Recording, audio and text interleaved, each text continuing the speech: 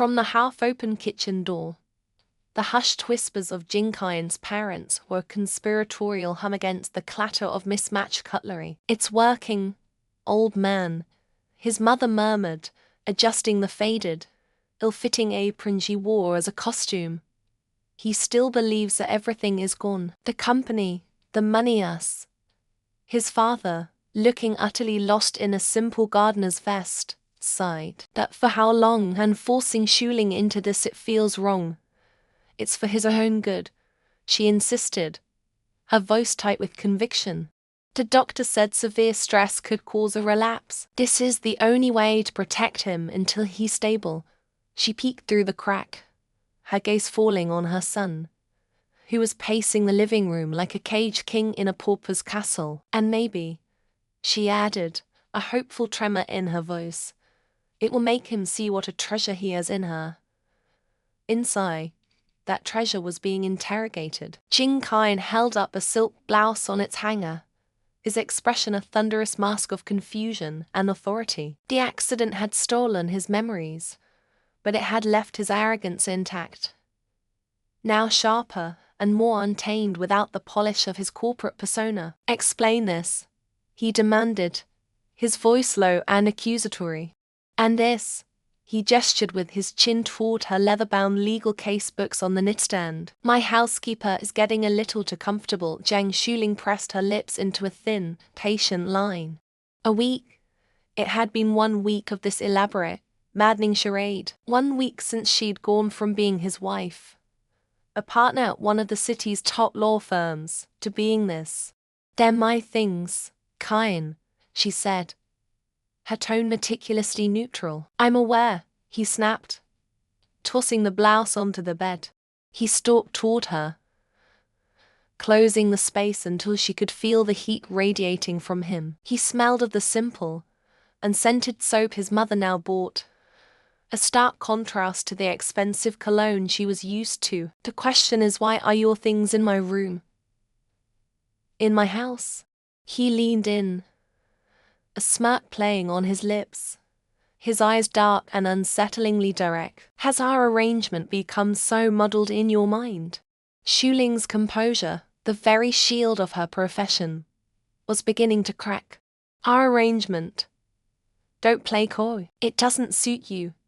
He straightened up, folding his arms. The gesture was familiar, but the man was a stranger.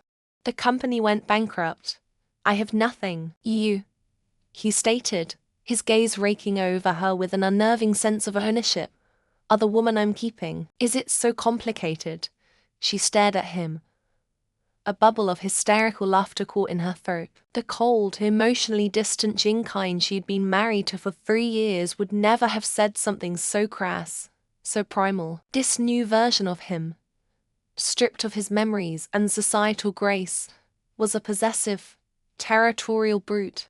It was infuriating and, to a small, treacherous part of her, strangely fascinating. He was looking at her, truly looking at her, for the first time in years. "You think I don't know you," he boasted, misinterpreting her silence as denial. He leaned in again, his voice dropping to a husky whisper that brushed against her ear. "I know about the little reed birthmark.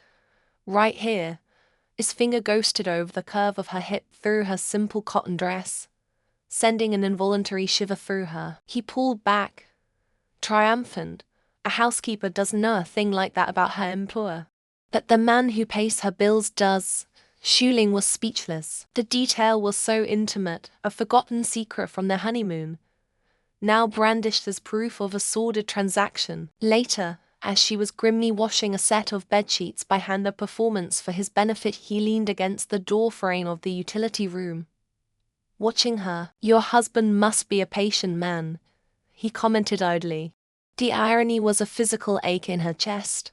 "He's away," she managed to say, scrubbing a non-existent stain with figure good. "I don't like to share."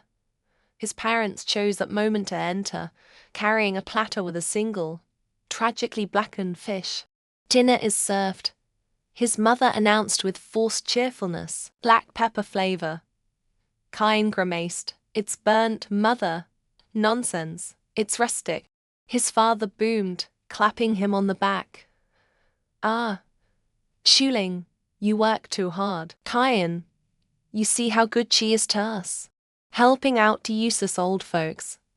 You must treat her well, treasure her. We're counting on you to give us grandchildren soon. His mother added, winking unsubtly at Shuling.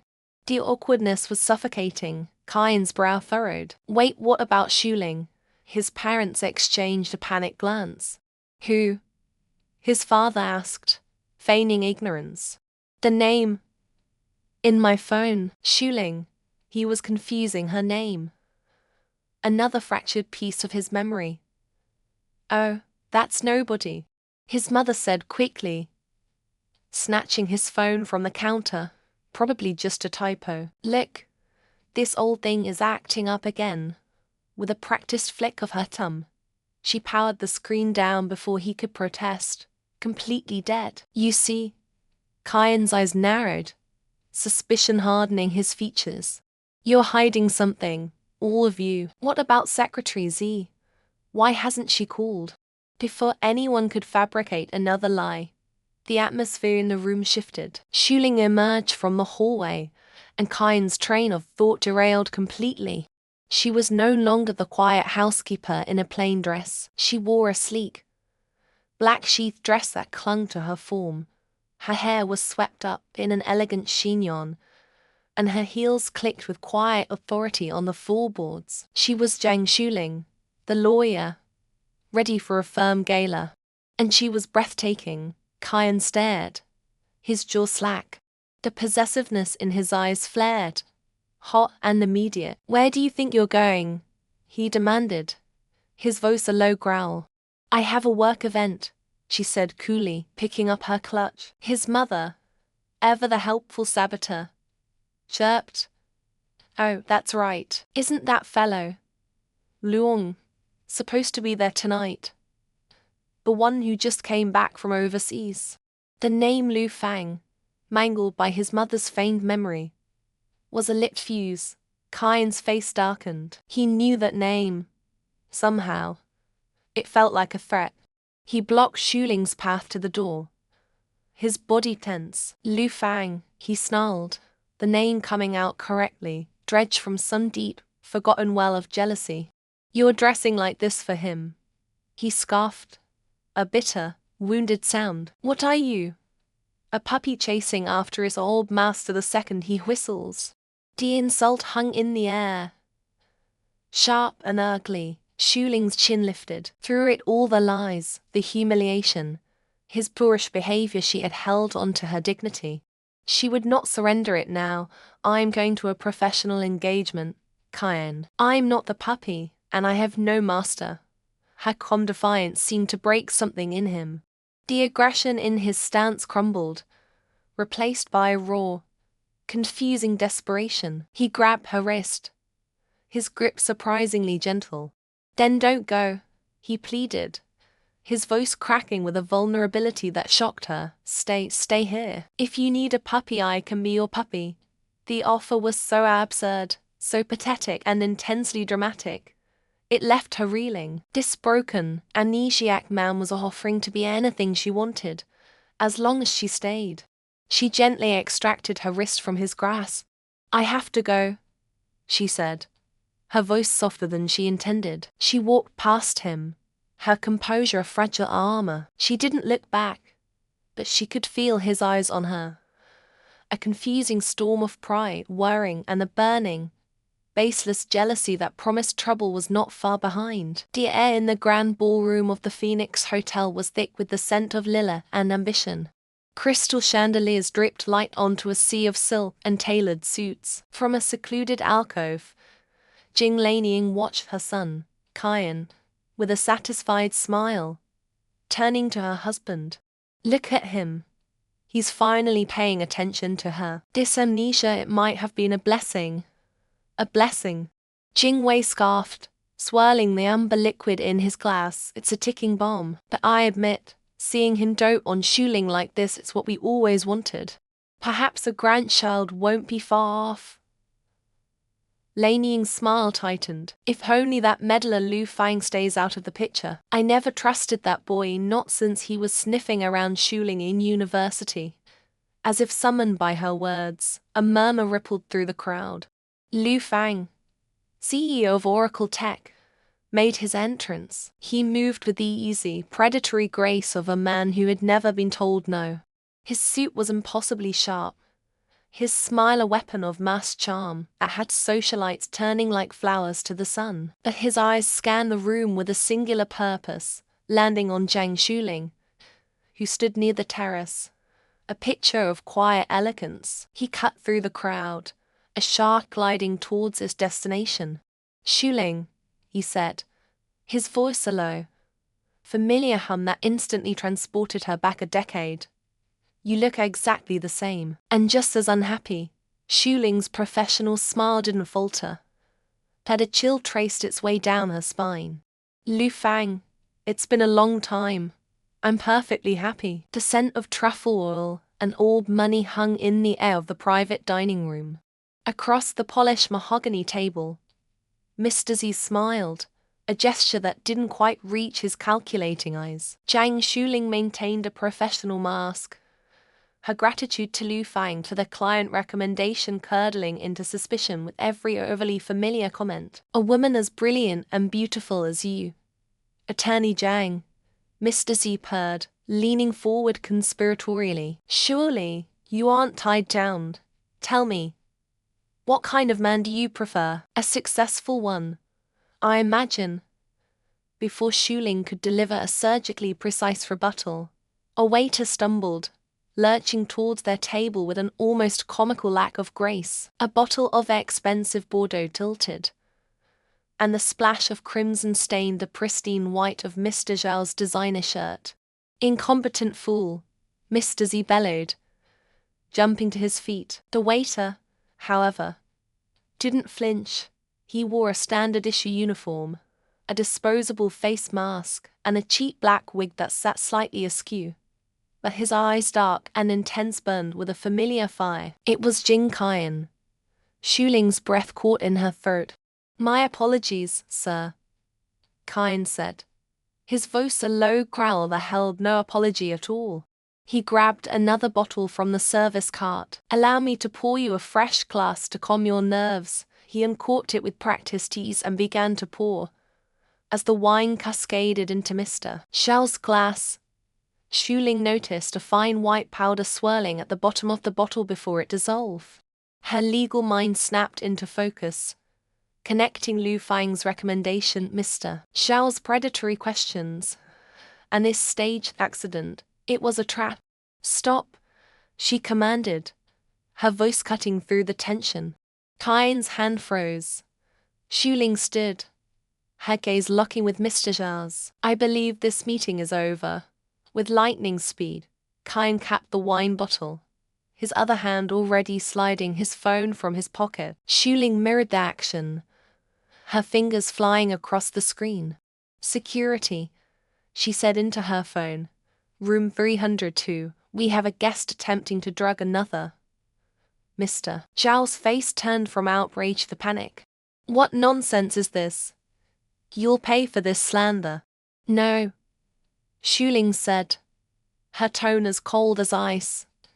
You will. I've just informed your wife's assistant what you tried to do, and I've offered to represent her in your divorce, pro bono. By the time I'm done, Mr. C, the only thing you'll own is that stained shirt. Blinded by rage, he lunged across the table, his hand raised to strike her. In a blur of motion, Qian was between them. He ripped the mask and wig from his face, revealing the sharp, furious features of Jing Qian. The shock on Mr. Zhao's face was absolute. Qian seized his wrist, his grip like Qian. Touch her, he snarled, the amnesiac housekeeper persona completely gone, replaced by a terrifyingly protective CEO. And they will never find your body. Security flooded the room, and the scene dissolved into a controlled chaos of accusations and denials.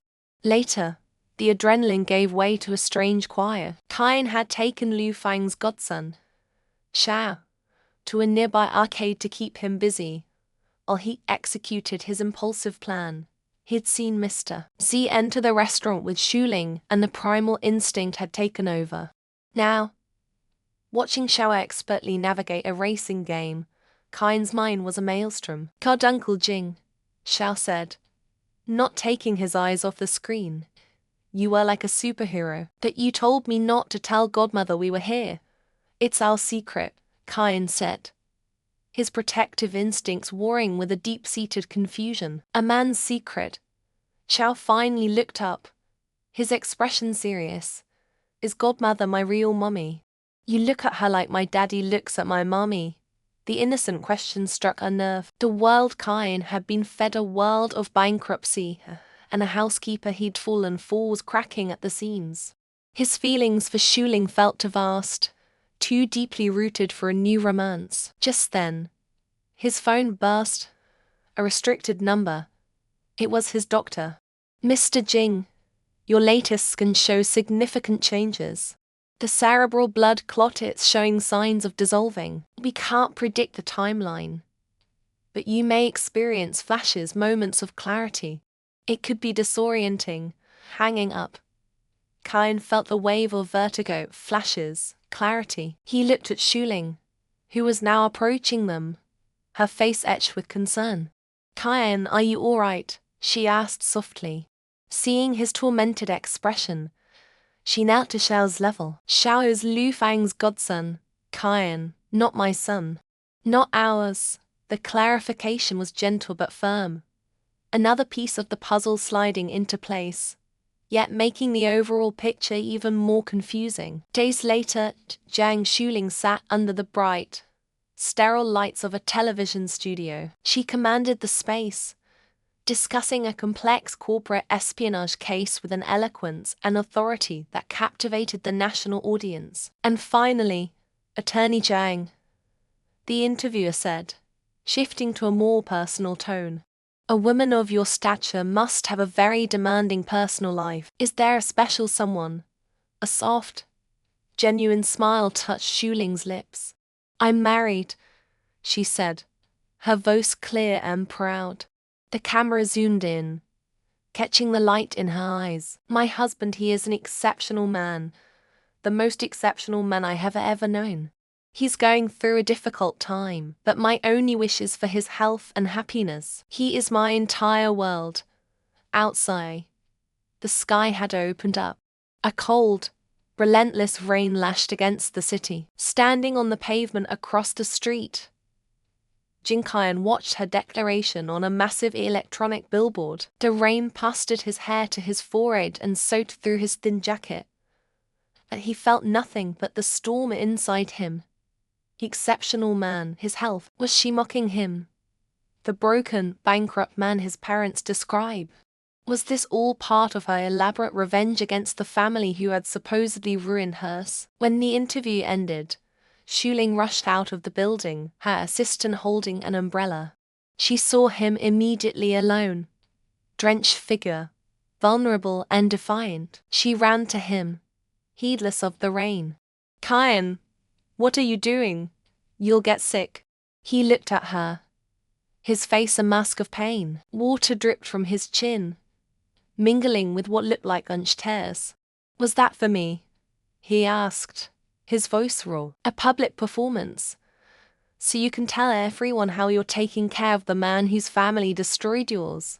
So you can love me just to break me. He laughed, a bitter, broken sound. Go ahead. I don't care anymore. I'll be your lover. I'll be whatever you want. Just let me stay. His words were a knife to her heart. No, she whispered, stepping into his space, her hands coming up to cup his cold, wet face. That's not what this is. That's not what we are. With a surge of desperation, she pulled him into a fierce embrace, burying her face in his soaked shoulder. There is no Lu Fang. There is no revenge. There has only ever been you. She pulled back, her eyes boring into his, willing him to understand. Let's go home, she said, her voice thick with emotion. Our home. It's yours. Kayan, only yours. The air at the company team building event was thick with the scent of grilled meat and fresh-cut grass. For the first time in her professional life, Zhang Shuling felt utterly at ease. The reason stood beside her, his arm wrapped possessively around her waist. Jing Kayan, no longer the distant, cold husband her colleagues whispered about, was a magnetic force at her side. His presence a silent, irrefutable declaration. "I never thought I'd say this," Shuling murmured, her voice bright as she accepted a skewer of grilled mushrooms from him. "But having my husband show up like this, it's like having the ultimate backup." She met his gaze, and the adoring smile he gave her sent a warmth through her that had nothing to do with the sun. Her colleagues watched from a safe distance, their expressions a mixture of shock and fascination. "They actually look in love," one of the junior associates whispered. "Last time we saw him, he wouldn't even look at her." The idyllic bubble was pricked by a familiar, unwelcome presence. Lu Fang, or President Lu as he was known here, strode onto the lawn, impeccably dressed and smiling as if he belonged. He'd been invited as a key business partner, a technicality that felt like a deliberate intrusion. Tension coiled in the air. Kain's arm tightened around Shuling's waist, a gesture of ownership. He didn't wait for introductions. He stepped forward slightly, shielding her, his eyes locking on to Lu Fang with a predatory calm. President Lu Kain's voice was deceptively pleasant. "Welcome. It's always good to see business partners getting along with the staff." He paused, letting the emphasis hang. "Tell me, should we set a place for you at the partners' table? Or would you prefer the one for family?" The challenge was unmistakable, a clear line drawn in the sand. Lu Fang's polished smile faltered for a fraction of a second. He saw the united front, the unwavering possessiveness in Kain's eyes, and the quiet strength in Shuling's stance beside him. He had lost. With a stiff nod, he retreated toward the executive's designated area. Kain turned back to the grill as if nothing had happened, his focus entirely on Shuling. He meticulously seasoned the piece of premium beef, turning it with expert precision before placing it on her plate. He didn't offer any to her colleagues, didn't acknowledge the other waiting plates. Every movement was a performance of devotion meant for an audience of one. The entire firm was watching. The message was clear. Zhang Shuling was his and his alone. As day bled into evening, the corporate cheerfulness mellowed. Kain, still unaccustomed to large crowds and disoriented by the lingering fog of his amnesia, felt the pressing need for quiet. He excused himself, intending to take a short walk along the marked trail bordering the retreat grounds. But one unfamiliar turn led to another, and as the sun dipped below the horizon, plunging the woods into an inky blackness, he realized he was lost. The confident CEO, the possessive lover, it all dissolved. He was just a man, alone and terrified in the dark. Panic, cold and sharp, seized him. He stumbled, his ankle twisting violently as he fell down a short, steep embankment. A sharp pain shot up his leg. He fumbled for his phone, his hands shaking. Her number was the only one he knew by heart. Shuling was laughing with a colleague when her phone rang. Seeing his name, she smiled, expecting him to be waiting for her by the car. "Kain, are you ready to go?" The voice on the other end was a fractured whisper, laced with a terror that stole her breath. Shuling, he was breathing in ragged gasps. "I don't know where I am. It's dark. I fell." A choke sob broke from his throat. "I'm hurt." "Shuling, I'm scared." Her blood ran cold. The laughter died on her lips. Kain, stay on the phone. "Talk to me." "What do you see?" "Nothing, just trees." "It's so dark." His voice was thin, vulnerable, the voice of a lost child. "I'm sorry. I'm so sorry." "Shuling, don't be sorry," she said, her own voice trembling as she grabbed a flashlight and sprinted toward the woods, ignoring the confused calls of her colleagues. "Just keep talking to me. I'm coming for you. I promise. I will always come for you. She plunged into the darkness, shouting his name, her heart pounding a frantic rhythm against her ribs. She followed the faint sound of his voice, a desperate beacon in the oppressive quiet. Finally, her flashlight beam caught a reflection on the screen of his phone. She scrambled down the embankment to find him huddled at the base of a tree, his face pale and tear-streaked, his ankle visibly swollen. She dropped to her knees beside him, pulling him into a fierce embrace. He clung to her, burying his face in her shoulder, his body shaking with relief. I thought I'd lose you," he confessed, his voice muffled by her hair. "I was so scared." Would you be this scared if you couldn't find me?" The question pierced through her frantic whirring. It wasn't just about being lost in the woods. It was about the gilded cage he'd been living in, his fear that their entire world was a fragile construct dependent on her. He was terrified of being abandoned. "Yes," she whispered, her voice thick with emotion. "I would be terrified." His ankle was too injured to walk on. Without a second thought, Shuling positioned herself, hooking her arms under his. "Come on, get on my back."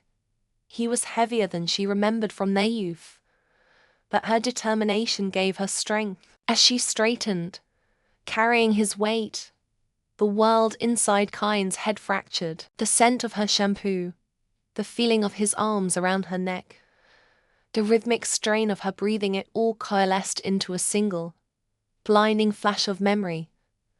A high school sports field, the sun beating down. He'd sprained his ankle during the final relay. He'd been stubbornly trying to limp off the field, too proud to accept help. And then she was there, smaller, younger, but with the same unwavering resolve in her eyes. She'd hoisted him onto her back, carrying him all the way to the nurse's office while the whole school watched. The memory was so vivid, so complete, that it brought others crashing down behind it. His parents' worried faces after the accident, the carefully constructed lie about bankruptcy, the cold, dismissive way he'd treated her before, believing her to be an employee, a stranger.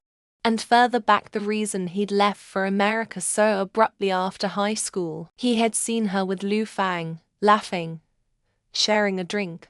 Consumed by jealous, immature rage, he had fled, cutting her off without a word of explanation, breaking both their hearts in the process. The full weight of his past actions, his misunderstandings, his cruelty, it all came rushing back. By the time they reached their home, he was silent, his mind reeling. A neurologist, a trusted family friend, was already waiting.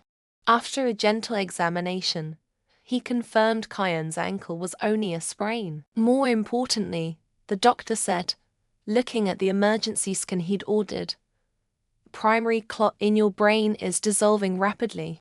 The fall likely triggered the final cascade. Your memory, Jin Kyan, is coming back." As the doctor packed his bag, Kyan spoke, his voice quiet but clear. "Doctor, can you check on Shuling too?" Shuling looked at him, surprised. "Her menstrual cramps have been severe lately, and she hasn't been sleeping well. She grinds her teeth." He looked at her, his eyes filled not with possessive adoration, but with a deep, authentic concern she hadn't seen since before their wedding. "I'm worried about her." Shuling's heart swelled. This was not the amnesiac Kyan, dependent and clingy. Nor was it the old Kyan, aloof and emotionally distant. This was someone new, someone whole. Kyan's parents, who had arrived in a panic, stood frozen in the doorway, witnessing the scene. They saw the look in their son's eyes, heard the clarity in his voice, and understood the game was over. Without a word, they exchanged a look of profound relief and quiet remorse, then quietly let themselves out, leaving the couple alone. The silence that followed was soft and intimate. Kyan slowly stood, testing his ankle, and limped toward her. He wrapped his arms around her, pulling her into a gentle, solid embrace. It wasn't the desperate cling of a lost man, but the steady hold of a husband who had found his way home. I remember everything. Schuling, he whispered into her hair, his voice thick with unshed tears. High school, leaving for America. The things I thought I saw, the stupid, arrogant pride that made me run away from you. He pulled back just enough to look into her eyes, his own shining with regret and a love that was deeper than anything she had ever seen. The lies are over. My parents, and my own. He cupped her face, his thumbs gently stroking her cheeks. From now on, there is only truth, and the truth is, I have loved you for more than half my life. I will spend the rest of it making sure you know that. I will cherish you. I will take care of you. And I will be the man you have always deserved. Schuling looked into the eyes of the man she had fallen in love with all those years ago. Now finally free of the shadows I had kept them apart. The journey had been a labyrinth of deception, pain, and rediscovery. But it had led them here, to a love that was no longer a fragile memory or a desperate fabrication. It was real, tested and true, stronger and more authentic than ever before. Their future, once an uncertain landscape, was now a clear and open road, waiting for them to walk it together.